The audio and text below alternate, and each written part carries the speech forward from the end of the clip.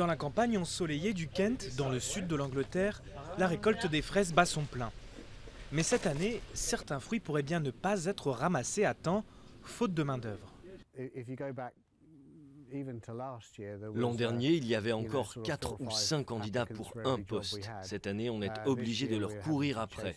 Donc il est clair que le marché du travail est en train de se resserrer.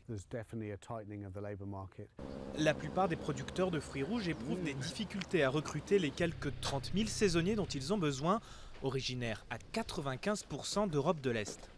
Si la baisse du chômage en Bulgarie et en Roumanie explique en partie le manque de candidats, le Brexit a largement amplifié le phénomène. En plus de l'incertitude liée à la situation dans le pays, la baisse de la livre sterling rend les salaires moins attractifs. Et les travailleurs étrangers craignent également d'être la cible d'agressions xénophobes.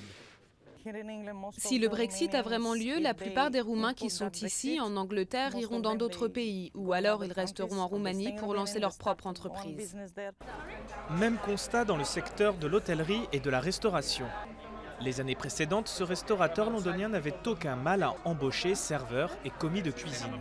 Aujourd'hui, le recrutement est devenu un vrai casse-tête. Je suis dans le métier depuis très longtemps et de ce que j'ai vu ces 6-8 derniers mois, j'ai très peur pour cette industrie. Travailler dans le secteur de l'hôtellerie-restauration est de plus en plus difficile parce qu'on ne trouve plus assez de gens qui sont formés et qui restent dans la durée. Si la pénurie de main-d'œuvre devait se poursuivre, certains secteurs de l'industrie britannique se retrouveraient en difficulté. Les producteurs agricoles demandent désormais que le gouvernement ouvre les portes aux travailleurs saisonniers venant de pays hors de l'Union européenne, comme c'est déjà le cas en Irlande et en Espagne.